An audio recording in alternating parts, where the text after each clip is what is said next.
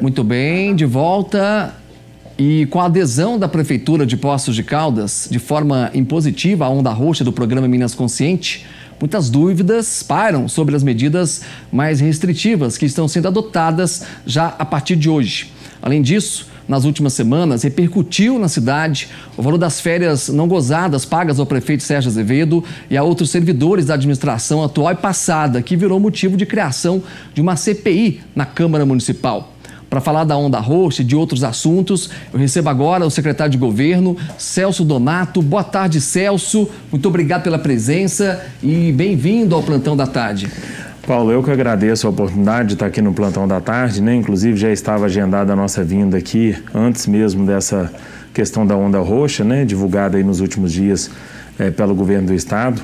E vai ser um prazer a gente estar esclarecendo, estar interagindo com a nossa população aqui por meio dos telespectadores da TV Plan. Ô Celso, a declaração, né, a coletiva e a determinação do Estado de Minas acabou meio que pegando todo mundo de surpresa. Se bem que a gente já estava acompanhando que isso poderia acontecer. Né? Haja vista a quantidade de leitos, praticamente com 100% da sua ocupação em todo o estado. Não é o caso de Poços de Caldas, mas estamos próximo disso também. Vocês já esperavam que essa decisão por parte do governo do estado fosse tomada? Nós fomos pegos de surpresa, de certa maneira, Paulo. Por mais que a boataria nos últimos dias, Minas Gerais vai decretar onda roxa, a gente sabe do perfil do governador Zema, que sempre procurou ter uma preocupação especial com a questão da economia, né? Ele sempre foi muito pró-economia nesse aspecto, buscando aquela dosimetria com o combate à pandemia. E o governador, até por conta da sua origem como empresário e tudo mais, ele sabe das dificuldades que os comerciantes, que o empresariado como um todo, passaria por esse momento, né, de onda roxa. E eu tenho certeza que ele deixou essa medida para ser no último instante. E a gente via muita boataria de WhatsApp, mas para nós não teve uma sinalização prévia por parte do governo do estado, seja Regional de Saúde em Pouso Alegre, né, no qual pertencemos, ou a própria Secretaria de Estado de Saúde, uma sinalização que estávamos caminhando para a onda roxa. Então nós fomos sim pegos de surpresa, ao mesmo tempo uma medida que nós não gostaríamos de estar tomando nesse momento, né, por conta que Poços de Caldas tem sido exemplo na gestão da pandemia. Hoje nós temos indicadores altos de ocupação de UTI, mas boa parte pela questão da região, né, não só por moradores de Poços de Caldas, mas o SUS é universal, né? Você não pode negar atendimento a pessoas da região, não só do sul de Minas, como até mesmo de outras regiões do estado e do país mesmo. Então, justamente por conta disso, nesse momento, coube a nós a ter a compreensão e não tem escolha, né? Por mais que algum município nesse momento possa estar optando por não aderir à onda roxa, as consequências virão, né? Varginha já está com problema aí do Ministério Público, já está impetrando ação, você fica vulnerável enquanto gestor, porque depois é ação e qualquer morte que vier a acontecer por conta de não adesão a uma decisão do governo do estado nesse momento, você pode ser responsabilizado no futuro. Então, quer dizer, e amanhã o sistema de poço hoje que está comportando, colapsa, e o prefeito não faz adesão à onda roxa, quem que vai ser criminalizado por isso? O prefeito. Então, assim, uma decisão muito difícil, uma decisão de perder noites de sono e que nós não gostaríamos de tomar, mas fomos, de certa maneira, obrigados, entre aspas, porque não tinha outra alternativa nesse momento. Varginha, nós noticiamos há pouco, não aderiu, está até no estado de Minas, Guaxupé também não aderiu. Vocês chegaram a pensar em algum momento não acatar esse decreto do Estado de Minas? Isso foi cogitado dentro da reunião com o comitê gestor, na presença comitê gestor local do Covid-19, foi comentado com o doutor Moscone, também a nossa procuradora-geral do município, a doutora Vanessa Gavião, participaram e todos tiveram um entendimento unânime que nesse momento não tinha outro caminho, porque a questão dessa... amanhã pode vir uma decisão judicial que vai obrigar a Varginha ou Guaxupé a fazer adesão e ao mesmo tempo eles são responsabilizados por isso. É até estranho algumas situações, por exemplo, nós tivemos casos recentes de pacientes de Guaxupé ocupando leitos em Poços de Caldas, né? A gente até conheço o prefeito de Guaxupé, uma pessoa muito responsável, doutor Eber, médico e tudo mais, o Verde de Varginha também, mas todos serão responsabilizados por isso. Agora nós também não vamos ficar liderando nenhum processo nesse aspecto. Nós estamos, nesse momento, sendo conscientes em relação a uma decisão do governo do Estado, porque nós entendemos que o momento da pandemia é crítico. Nós passamos um dia de recorde nacional de 2.798 mortes, então nós não podemos fingir que isso não esteja acontecendo. Mas se amanhã os municípios ao entorno não estiverem cumprindo, não vai ser Poços de Caldas que vai ficar cumprindo. Então, ou todos aderem e cumpra com a onda roxa, ou senão ela já nasce morta. Isso dura por uns dias e daqui a pouco nós não vamos sacrificar, né, o pessoal aí do nosso comércio que está num momento de muita dificuldade. Você acha que está sendo, Celso, seguido à risca, literalmente, a onda roxa aqui em Poços de Caldas e a onda anterior também? A pergunta que eu faço é a seguinte: eu tenho recebido muitas mensagens aqui da lotação no transporte público. O prefeito Sérgio esteve aqui alguns dias, eu perguntei para ele enrolou e não falou nada. Mosconi também, a mesma coisa. Vocês estão vendo o que está acontecendo na cidade, nos horários de pico? O que adianta fechar, né, pedir para os restaurantes fecharem e trabalharem com delivery? As escolas também, todos os segmentos. E o transporte público, no horário de pico, os ônibus estão lotados. Ontem eu recebi umas fotos do Santa Clara que eu fiquei assustado, né? E não tem nada que comprove que dentro do ônibus o vírus não propaga. Vocês estão vendo isso? Vocês vão tomar alguma atitude para melhorar isso aqui na cidade? Paulo, esse problema realmente é crítico, ele já se arrasta há um tempo, porém ele não é de uma solução tão fácil quanto pareça, porque hoje o sistema de transporte teve uma queda muito brusca no número de passageiros. Para você ter ideia, antes da pandemia era em torno de 1.100.000, 1.200.000 passageiros mês. Hoje você tem menos de 500 mil. E no momento desse agora de onda roxa, então, pegando momentos anteriores, vai cair para em torno de 250 a 300 mil passageiros. O sistema não se equilibra. Aí você fica sem alternativas. Você não vai chegar e aumentar a tarifa, isso é um absurdo, não é nem cogitado. Ao mesmo tempo, você não tem condição de subsidiar essa questão. E a questão do ônibus é preocupante, sim. Agora, uma das questões, ela não é peculiar somente a Poços de Caldas. Quando a gente pode acompanhar, eu me lembro, até acompanhando, a Londres passou por esse problema. Você pega países de primeiro mundo com problemas de sobrecarga do transporte público. O transporte público hoje vive uma crise nacional e mundial com os transportes por aplicativo.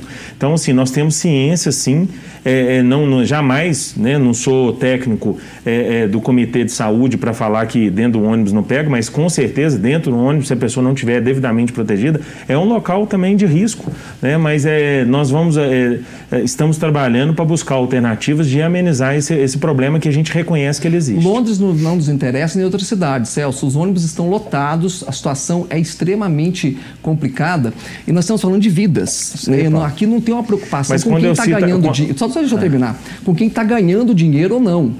Nesse momento não importa se a empresa vai ter lucro ou não. O que fica mais barato? Manter Poços Caldenses nos leitos de UTI ou dar lucro para a empresa de transporte público? Paulo, é igual eu falei, o problema, a solução era só simples, chegar e falar assim, vamos aumentar o número de ônibus, vamos isso, vamos aquilo. Quando eu falo que é um problema de alta complexidade, e eu até citei que esse problema é mundial, você não vai achar uma cidade no país que não tenha esse problema de ônibus durante a pandemia. Não vai. E aí que eu falo que não é uma situação peculiar de Poços de Caldas. Não fiscaliza? Não pertence a nós. Esse problema, infelizmente, está acontecendo no Brasil afora. As pessoas, muitos que não se sentem seguros, por exemplo, têm utilizado o transporte por aplicativo.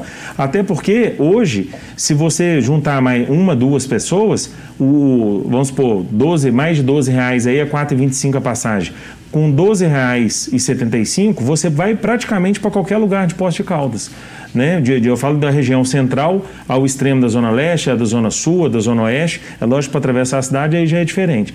Mas esse problema existe, mas não é de tão fácil solução. O poder público não está preocupado com a questão de ganhar dinheiro. A questão é a seguinte, você corre o risco de amanhã ficar sem transporte público. Esse risco existe. Não é uma questão só de chegar e falar, uma hora, de repente, o sistema não se equilibra.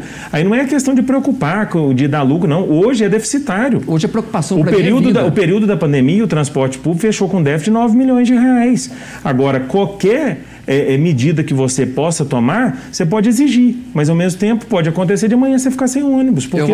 Eu acho estranho porque fiscalizam todos os comércios, notificam todos os comércios. Mas tem a fiscalização do transporte. Tem a transporte, já notificaram o transporte alguma vez? o transporte público, o terminal de linhas urbanas, por diversas vezes o pessoal tem feito monitoração. A questão de já foi notificado ou não, posso até verificar para você, porque não é a minha secretaria que cuida dessa parte. Mas o setor de fiscalização tem fiscalizado vários estabelecimentos. Notificações eu tenho certeza já foram feitas. Agora multas posso até confirmar para você. Muito bem. Tem pergunta da Maria Tereza, está no Country Club. Ela pergunta, Celso, muitas lojas estão abrindo porque vende algum tipo de alimento e por isso avalia que se encaixa no serviço essencial. Ela pergunta como que é feita a avaliação por parte da fiscalização. Dentro do quadro que foi publicado, as atividades consideradas essenciais, daquelas que podem funcionar até as 20 horas, outras 24 horas via delivery e 24 horas presenciais, né, como farmácia, que é um serviço essencial. Nesse aspecto aí, está bem didático a planilha que foi divulgada. Aquilo tem que ser a atividade principal do ramo comercial. Então, quer dizer, não adianta só falar assim, mas aqui eu considero que eu vendo tal item, tal produto. Não, dentro do seu CNAE, que é o Cadastro Nacional de Atividades Econômicas, a sua atividade econômica principal do seu alvará tem que se enquadrar nesse quadro de liberação. A fiscalização vai estar percorrendo toda a cidade nos próximos dias e aqueles estabelecimentos que estiverem em pleno funcionamento, seja no Country Club, no centro, nos bairros da cidade, que não tiverem como atividade principal as atividades liberadas, infelizmente serão notificadas. A gente pede a compreensão de todos, porque a nossa intenção nesse momento de dificuldade não é notificar ninguém. O Celso, Luiz Paulo mandou aqui. Pergunta dele interessante, eu recebi algumas ligações hoje de manhã também, principalmente pessoal aqui da área central. A respeito do sistema de Zona Azul, está funcionando, inclusive autuando proprietários de veículo. Está dentro do decreto para que eles possam trabalhar? Mesmo com o comércio, com portas fechadas? Não teria que pensar em viabilizar isso nesse momento aí, já que ninguém está podendo pagar nada? Nesse momento, a intenção é que as pessoas não venham ao centro da cidade. Por isso que, infelizmente, é importante lembrar, Paulo, por mais que já seja público isso, essa decisão, gente, é uma decisão do governo de Minas, que ela é transversal, vale para todos os municípios de Minas. Se a gente for olhar aí, hoje praticamente mais de 90% dos municípios fizeram adesão, porque não tem outro caminho de escolha. E aqueles que quiseram se rebelar vão pagar pelos seus atos, pelas consequências, por cada vida ceifada, perdida por conta da pandemia.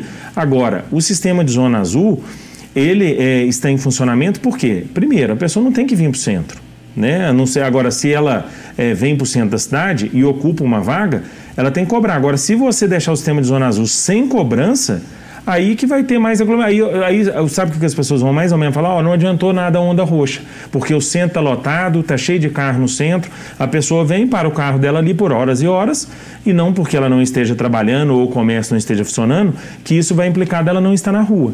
Então, nesse momento, a questão da Zona Azul, ela não é afetada por conta disso. Bom lá, vamos lá. A intenção é a pessoa não ter o custo com a Zona Azul. A intenção é ela não vir para o centro. Então, mas a pessoa tem que trabalhar, né? E aí, se ela vai para o ônibus, a gente volta no mesmo assunto. Ônibus lotado. Então, uma coisa acaba atrapalhando a outra. Mas se a pessoa tem que trabalhar, aí que tá. Se ela está trabalhando de porta fechada, então. Porque, na verdade, aí o comércio via delivery, a distância, pode, as atividades. Por exemplo, uma loja de roupa, ela pode trabalhar de porta fechada. Ela pode, dentro hoje com essa questão de Instagram, Facebook, WhatsApp, o cliente pode entrar, eu estava vendo, não sei se eu posso estar, mas vou falar, humanitária. Hoje eu vi no centro, está lá com uma placa na porta, eles estão trabalhando de porta fechada, o cliente escolhe o produto e eles entregam para o cliente. Vamos ter que se reinventar. O pessoal perguntando aqui sobre estacionamento rotativo, se pode abrir, no caso tem mensalistas que precisam do carro e não tem como ficar fechado. E aí, como que fica a situação, Celso? Uma das coisas que as pessoas têm que observar que nesse momento é principalmente o chamado toque de recolher, das 8 da noite às 5 horas da manhã. Então a gente pede que esses estacionamentos rotativos não tenham movimentação de entrada e saída de veículos nesse momento. Agora, se uma pessoa, por exemplo, sai do trabalho dela às 9, 10 horas e ela for abordada porque ela está em trânsito no horário do toque de recolher, ela conseguindo comprovar que ela acabou de sair do trabalho, ela vai. Então, quer dizer, a gente pede para que esses carros que pernoitam nesses locais deem entrada antes das 8 da noite e depois das 5 da manhã podem ter saída. A Marina está perguntando aqui, Celso, sobre a entrega dos apartamentos Sonho Dourado, cuja obra está pronta desde setembro e não pode ser entregue por erro da prefeitura, que desde 2018 sabia do problema, mas não legalizou a área de acesso ao empreendimento junto ao cartório. Ela cita aqui que as 300 famílias estão esperando, muitas já entregaram até mesmo os seus imóveis e agora está todo mundo a ver navios. Ótima pergunta também a questão do sonho dourado. O desejo nosso é entregar esses apartamentos, essas chaves, o mais rápido possível, né? Há 10 anos isso não acontecia em Poços de Caldas, ninguém quer ficar com o apartamento parado. A questão não tem responsabilidade da prefeitura no sentido de culpa. Teve uma questão de uma servidão de passagem ali que constava no projeto que de fato ela não existe. Isso envolve empreendimento, prefeitura e caixa. Um ajuste que precisa ser feito. A Câmara Municipal, em regime de urgência, já aprovou a doação na última terça-feira, né? Sem ser ontem, na terça-feira de semana passada. Agora são os trâmites burocráticos que envolvem questão de cartório. Então, assim, é um sonho, né? O próprio nome já fala, sonho dourado, que a gente espera o mais rápido possível poder estar entregando as chaves a essas famílias. Então, ninguém quer, se a prefeitura trabalhou para entregar esses apartamentos, ninguém quer ficar com o apartamento parado. Mas são os trâmites que a legislação exige, a começar pela Caixa, que a gente tem que cumprir para poder entregar a chave. E antes, só, Paulo, da gente terminar a participação, eu queria só passar um e-mail para todas as dúvidas do Covid, tá? Para a gente poder tá divulgando aqui. Depois eu vou, se a gente tiver intervalo, eu quero pegar para poder divulgar aqui no seu programa. Nós vamos passar sim, você pode até depois pode cortar para mim enquanto a Amanda passa. O Paulo José da Silva está no Quisizana. Ele pergunta, Celso, com relação às igrejas, o que ficou decidido? Então, essa questão da igreja, num primeiro momento, o governo de Minas falou que também não poderia funcionar, né, na Onda Roxa, a não ser os cultos e missas à distância.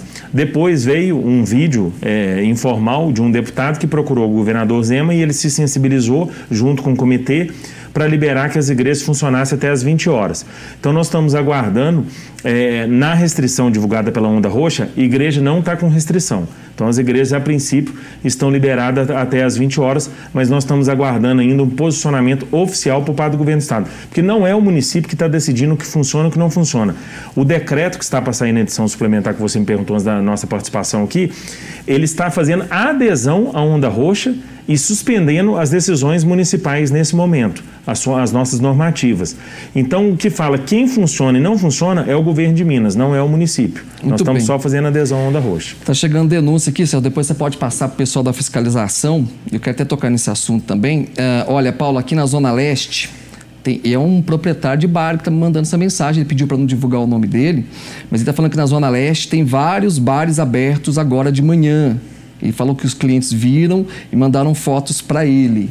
Os bares estão proibidos de funcionar em qualquer canto da cidade. Estão proibidos de funcionar, só podem funcionar de forma delivery, porque tem produtos ali, né, de entrega, principalmente de alimentícios.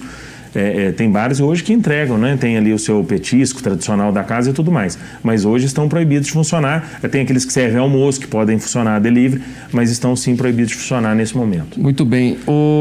Vamos lá, aqui mais pergunta. Você queria pegar alguma coisa para passar da Covid, é isso? Isso, o e-mail lá da Secretaria de Saúde, que o pessoal pode mandar e eles, qualquer dúvida, qualquer comerciante e também cidadão que tenha dúvida de funcionamento de algum estabelecimento, esse e-mail o comitê recebe e responde. Celso, óticas, lojas, né, lojas de departamento, celulares, material de construção, esse pessoal todo vai trabalhar? Vai, dentro da classificação da Onda Roxa, são considerados serviços essenciais que não param. E esses não vão parar então? Não. Estão falando aqui, ou fecha tudo ou abre tudo. Essa medida do governo ela é um pouco diferente daquela tomada ano passado. Ela foi mais restritiva, né? Foi. Aquela seria, vamos dizer assim, o chamado lockdown completo, né? Aquela ali bem no início do dia 21 de março. Sim. Vamos dizer, tem setores que nem podia funcionar, a construção civil não podia funcionar, a ótica não podia funcionar.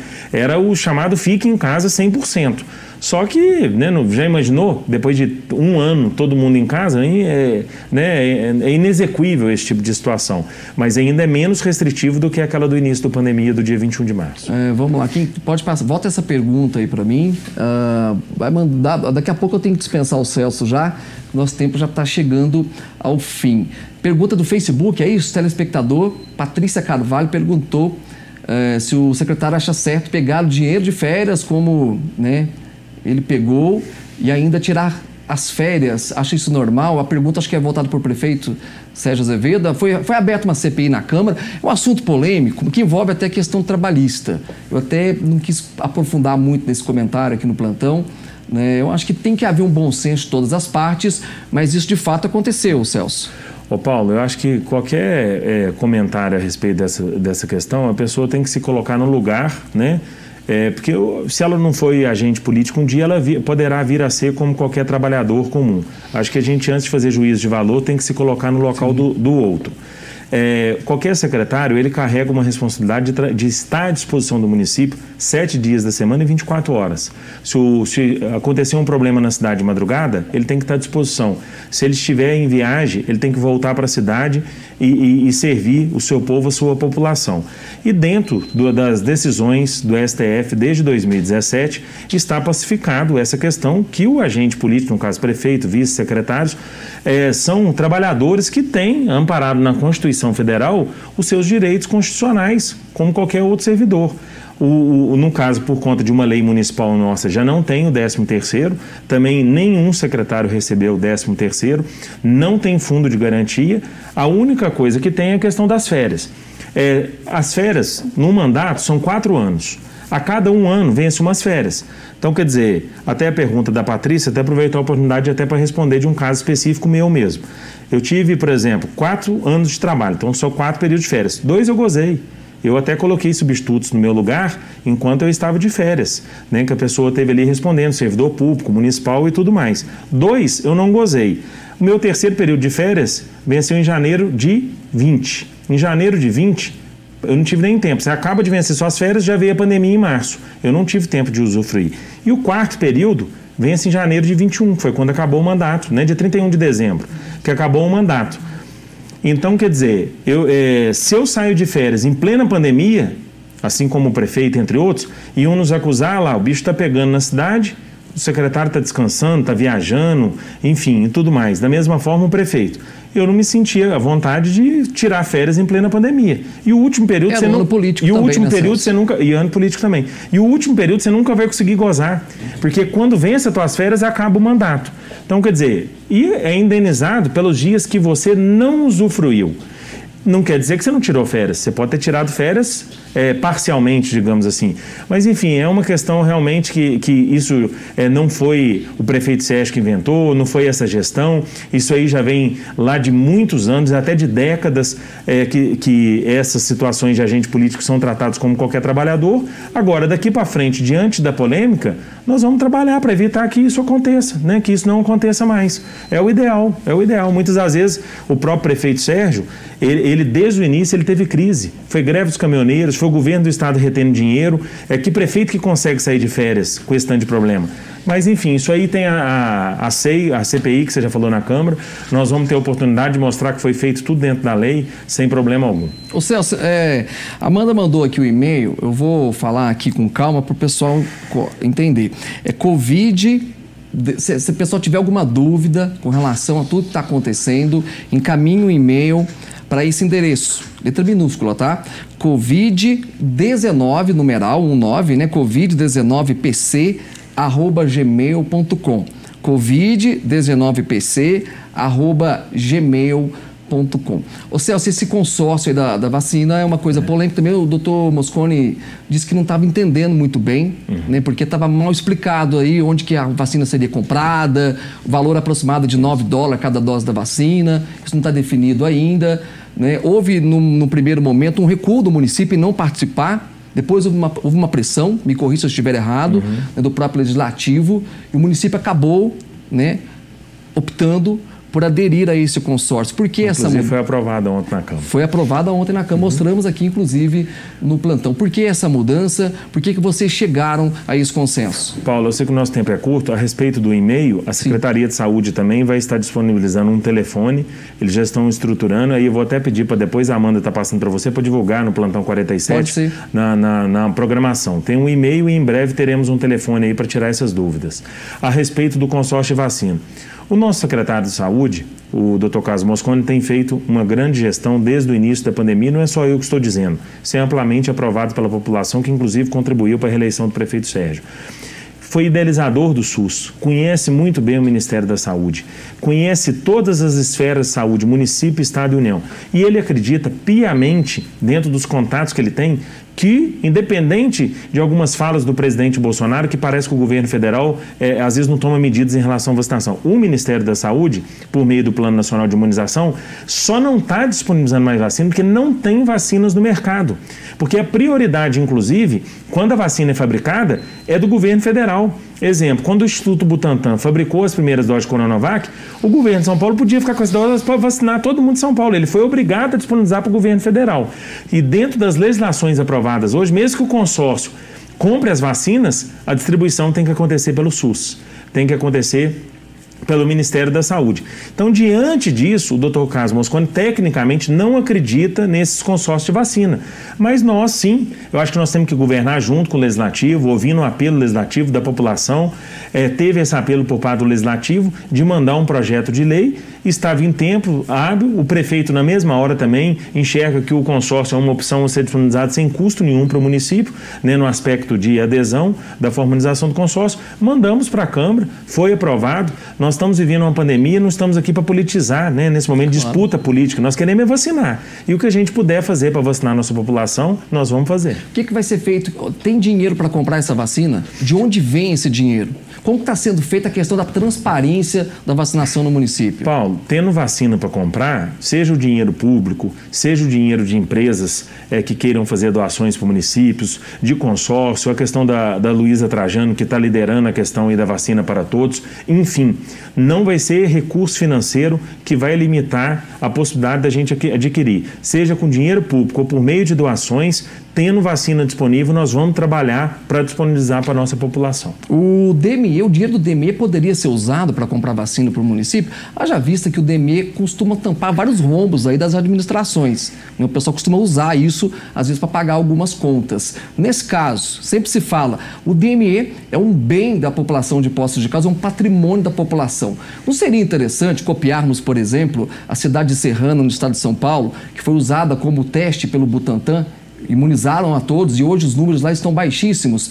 Imagina fazer isso aqui em Poços de Caldas, usando um dinheiro que de fato é da população também, que tem participação porque eles pagam pelo serviço, imunizar. Não seria bom para Poços de Caldas aparecer no cenário nacional usando o dinheiro do DME para comprar essas vacinas? Paulo, ótima pergunta. Tendo vacina disponível, reitero, nós vamos comprar, seja com dinheiro público, com dinheiro de doação, com dinheiro do DME, que necessitaria de doação via Câmara e a gente sabe que a Câmara aprovaria. Não vai ser por falta de recursos financeiros, nós vamos. Se chegar a um ponto que precisar de recurso do DME para a gente, mediante autorização legislativa, para comprar vacina, nós vamos. Seja com dinheiro que tenha no caixa da prefeitura, nós vamos comprar. Seja até mesmo com outras possibilidades, igual eu falei, nós temos grandes empresas locais que ajudaram muito no início da pandemia, que fizeram doações de EPIs, máscaras e tudo mais. Tenho certeza que essas grandes empresas da cidade também ajudariam. Enfim, tendo acesso à vacina, a condição de comprar, não vai ser questão financeira, nós vamos trabalhar sim para comprar vacina. Vou encerrar, prometo. Sendo que acreditamos que não será necessário. Você acha que não vai... Não vai ser necessário, porque não tem vacina. A vacina, quando ela é disponibilizada, o governo já vai lá, compra e disponibiliza para o município. Nós estamos a pé de governo, essa é a mais pura verdade. E-mail covid19pc@gmail.com, denúncias no 153 ou pelo aplicativo eOuve no site da prefeitura. Ô Celso, essa denúncia da fiscalização, ela pode ser feita até que horário?